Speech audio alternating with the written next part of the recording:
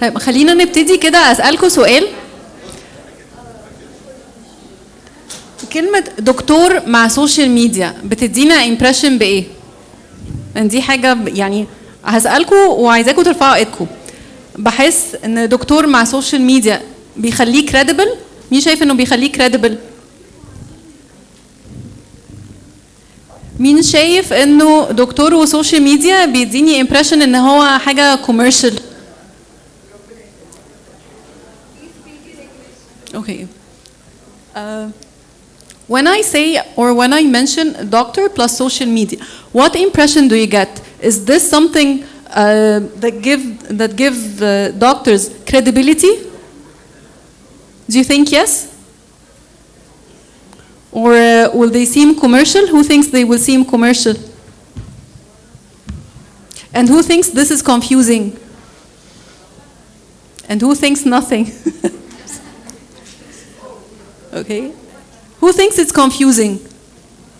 Are you all sure about whether you should be on social media or not? No. Okay. So let's start.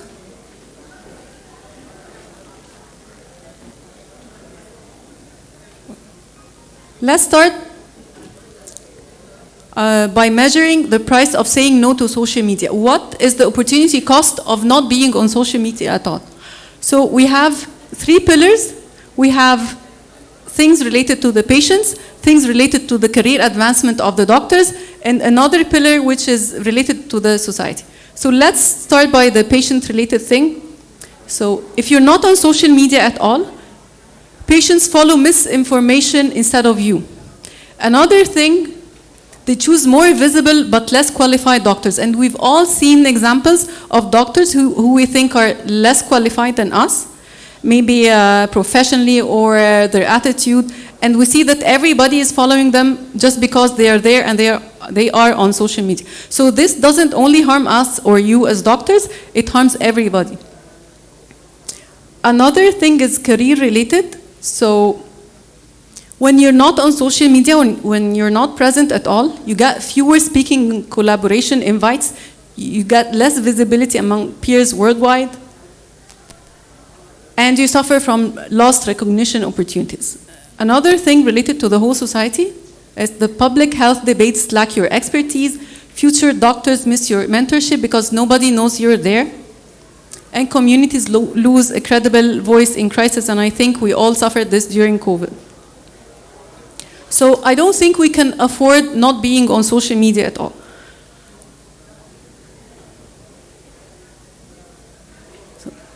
But we all have dilemmas of self-marketing, especially to doctors. So what we'll be doing now is we'll see the fears that you as doctors have, we'll check some realities and some facts, and you will allow me for a short period of time to give you the prescriptions. So we're used to you doctors giving us prescriptions, so for now I'll try to give you some prescriptions to overcome these dilemmas. So first thing, credibility versus popularity. So your fear as doctors is, I look like an influencer, not a doctor. The reality is patients search online before choosing a doctor. Plus there is something related to the mindset that we need to change, that self-marketing is not something we actively do.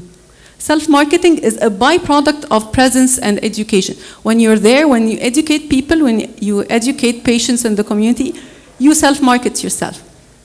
So my prescription here is position yourself as an educator, not an entertainer. We don't need to know about your lifestyle and what you eat and what you do and where you travel.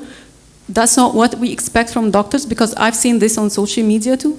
You don't need to do this. You need to position yourself instead as an educator. So treat your platform like a mini medical journal. So share case insights, research summaries, or what every patient should know. Second dilemma is ethics versus exposure. So your fear as doctors is, I'm breaking ethics and medical code if I promote myself. The reality is physicians may, and they are actually allowed and invited to use media to educate and advocate as long as privacy is respected, because we've all again seen cases where privacy of patients were not respected on social media. So my prescription for this is, again, shift your mindset from marketing to medical education. So you do not need to advertise your clinic. You just need to raise awareness on screening, prevention, treatment. So this will build reputation without breaching ethics. Third dilemma, science versus simplicity. Your fear is, as doctors, if I simplify, I'll sound unprofessional. But the reality is patients do not understand medical jargon. So we will not understand you. So my prescription is use what we call the layered approach. So simple headlines for patients, technical caption and notes for peers. So this way you speak to both audiences without losing authority. So let's take an example here. So you can post 3 warning signs of colon cancer you should never ignore. This is very easy for patients to understand. And in the caption, you know what the caption is? Like, yeah, the writing under the picture or something. Caption, add scientific note or reference for credibility. So by this, you speak to both audiences without losing authority. Another dilemma is time versus impact.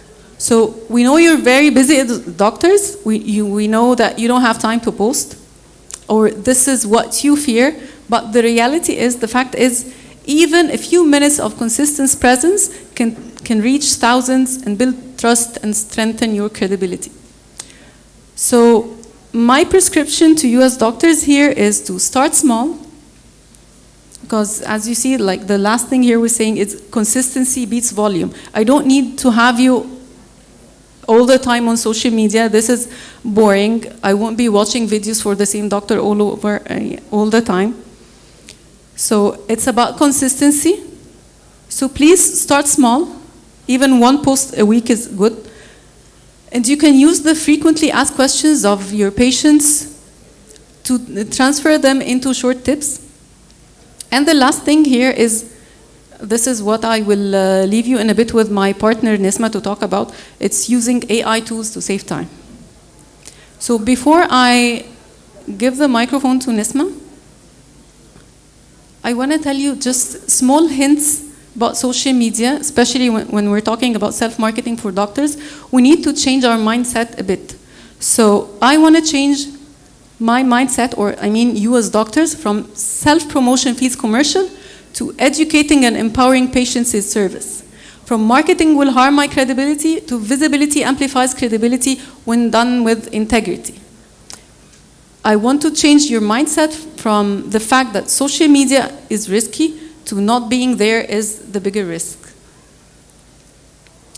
Change your mindset from my work speaks for itself to my voice ensures my work reaches those who need it. Change your mindset from it's about me to it's about impact. Like as we said before, it's about the patients, the peers, and the society. Change your mindset from I don't have time to a small, consistent presence is more valuable than silence. So now I will welcome my partner, Nisma, to tell us about how AI can save time and money. Thank you, Lily.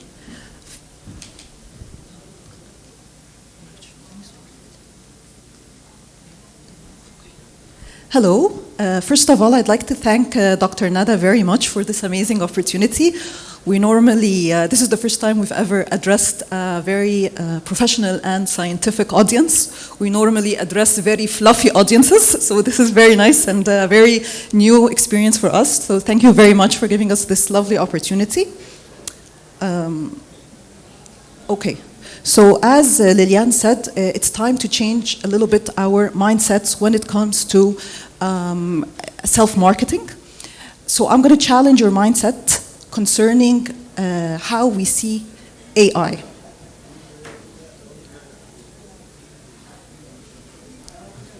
Lily, this is the old presentation. It's okay. So,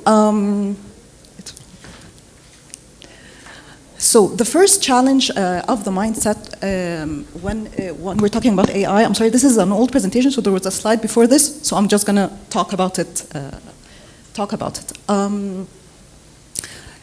So most of us do not belong to the Gen Z generation, the Gen Zs. So we've lived in a world where there was no mobiles. We had very basic TVs, very basic telephones. So we have lived an era where technology was not part of our lives. So we tend to be very intimidated when it comes to artificial intelligence and how to use it. We're a little bit intimidated, we're a little bit scared of it, we're a little bit feeling that it's something complex, that we're not going to be able to use it. But artificial intelligence, we need to look at it from a very different perspective. We need to look at it as a tool. It is no longer something that's vague. No, it's a very important tool. What is this tool used for mainly? This tool is used for mainly to save our time, to make us work very smartly. Therefore, when we work very smartly, we're able to conserve a lot of our time. And when we conserve a lot of our time, we're able to do other things and focus on other things that are actually really important to us, like our own well-being. We spend more time with our families, we do more hobbies, and so forth. So I want you to think of AI as not artificial intelligence, but to think of it as our intelligent assistant. It is a tool. It is your the person who's going to be doing the repetitive stuff that's going to save for you a lot of your time. Okay, so I'm going to teach you a little bit of hacks that you can use AI to save your time and to increase your visibility and to create an impact, which is very important. And AI, as we say, it amplifies your voice. So it's not your voice, but it amplifies your voice. Therefore, it amplifies very much your impact. And that's very important because we all want to create an impact in the world. So, the first hack is our digital front door. Most of us don't have a good sense of how we should present ourselves in the digital world.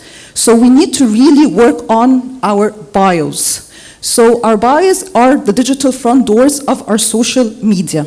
And we need them, and not just in our social media, but in any formats that we need to present ourselves. It's exactly like introducing yourself. It's not your CV. So your bio is not your CV. It's the way you introduce yourself to the world. And it takes a lot of time to write a bio. And it takes a lot of time to write it in different formats. So how could AI help us? So we go to our good friend ChatGPT, and we write a very interesting prompt for him. We tell him, act as a professional bio writer. I am, and then you write your specialty, physician, with a focus on, and you write what you're focused on, and then you give it a little piece of your philosophy, what you truly are. Give them a piece of the human side of you, what you really believe in. And I trained at, and then you give a little bit of your educational background. And then you write, you tell it, you prompt it. Prompt it means you type it in the ChatGPT. So you prompt it to write 3 bios. So it's like hitting 3 birds with 1 stone. So you write to ChatGPT, so I want a bio, 100-word formal version for a hospital directory. So you need to be present on the websites of the hospital directories. So you need a bio that's very specialized for that. And then 1 50-word conversational version. So it's something that's more, it has more of a compelling side for social media profiles. And that you're going to put on your LinkedIn. And you ask him 1 250-word version highlighting my leadership in whatever your specific area is for a speaking engagement. So something like here, if I want my bio to be on the website of the speaking engagement, or if there's handouts, so I will want a bio that talks about me. So here I'm able to save time, that I'm able to write 3 different bios with 1 prompt, and I just have to post, upload and post, seconds, and there you have your full digital front door ready. Of course, you're all familiar with them, but so ChatGPT, I consider it what we call the Swiss Army knife of AIs, because it has a lot of the tools, it's very versatile. Gemini, what's strong about it is that if you need a strong search, you need to search something, so Gemini is where to go because it's connected to the Google. Perplexity is very good when you need research. So use that if there's something that you need research in. Claude and Pi, I like to use them because they add a very emotional side. So if you want something that really touches with people, go to Claude and Pi. DeepSeek is very logical. So it's more if you want something a little bit dry, more logical, more practical, so you go to DeepSeek. Okay, hack 2 is the 1 to 10 method. So one good idea can live in many formats. What do I mean by this? I mean that if you're sitting in the clinic and then you get a patient and then the patient tells you something and it just triggers in your head an idea. So you get this, okay, wow, everybody's talking about this, or I got 2 patients talking to me about that. So you have a very solid idea. So you take this idea and then you prompt it, you put it in ChatGPT or whatever you choose, and you generate from it different formats. So one idea, you can generate 10 formats from it. Therefore, you can post 10 different things. So you can post, you tell him, so take this idea, let's say apples are good for you. So that's the idea. Generate for me 3 LinkedIn posts, 2 Twitter posts, 2 Twitter threads, 2 carousels for Instagram, 1-minute video script, and 2 infograph. So with one idea, you're able to have 10 different formats, so you save a lot of time doing so. Hack number 3 is to repurpose content. A lot of you go do these talks, you attend the different sessions, you give lectures, and so forth. So what you can do here is you record your session, and you upload it on Otter AI or OpenAI Whisper, and it transcripts your talk. So you have it as a text. And you take that text and you put it in one of the chats, so ChatGPT or Gemini, and you tell them, here is the transcript of my talk on whatever. Turn it into a 60-second script for an educational video. So you can turn it into posts on LinkedIn. You can turn it into a script with a video, so you can go live and read the script. So that's another format that you can do. So you took a content that you already have, which is your own lecture, your own talk. So instead of listening to it and trying to remember and so forth, no, you just take it, upload it, it will be transcribed, and then you just prompt it and have different other formats that you can post on your social media. Hack number 4, of course, is social media is all about visuals. So what you can do also is a lot of the apps now, like Canva, they have their own AI. So there's something called Canva Magic. So what you do is you go on Canva and you go to Canva Magic and you write, give me a visual for an Instagram carousel post on colonoscopy myths, for example. That's all you have to do. And it will automatically create for you a visual of an infograph with these myths. So it's very easy that you can continuously create these very stunning visuals with one click. The hack number 5 is the hashtags and the keywords. So these are very important for people to find you on social media and to find your content and to become, so people can actually read it. Because, what you do is you go on ChatGPT and you prompt it to suggest 15 hashtags for LinkedIn. So let's say you chose to write about, as I said, the apples, okay? So you tell him, suggest 15 hashtags for LinkedIn about Apple. So he's gonna bring you the hashtags. So when you write your captions, you put your hashtags. So it makes it more viral. People would read more your posts. Also keywords. So you also ask ChatGPT, what keywords are patients searching for when looking for a cardiologist or an endocrinologist or whatever in Cairo? So you will see what people are actually searching for when it comes to your profession. And therefore, you can actually start catering to that. So you can start writing about that. Hack number 6 is scheduling. So you have a lot of posts. You have these 10 posts, but you don't have the time to schedule. So you go on Hootsuite or you go on Buffer, and these are tools where you can schedule all your posts. So you put all your posts on them, and you link all your social media. So you're going to post this on LinkedIn and Mondays and Wednesdays and Fridays. I'm going to post this on Twitter. I'm going to post this on that. And it automatically does it. So it will help you very much when it comes to you scheduling your post.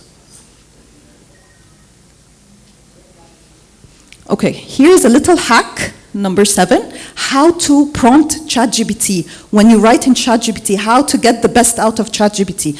This is a formula that could help you very much. So the formula goes as so. The role plus the goal plus the audience plus the format plus the tone plus extras. So you have to give it a role. So you have to tell it, act as a writer, act as a content writer, act as a professional bio writer. You have to give it a role.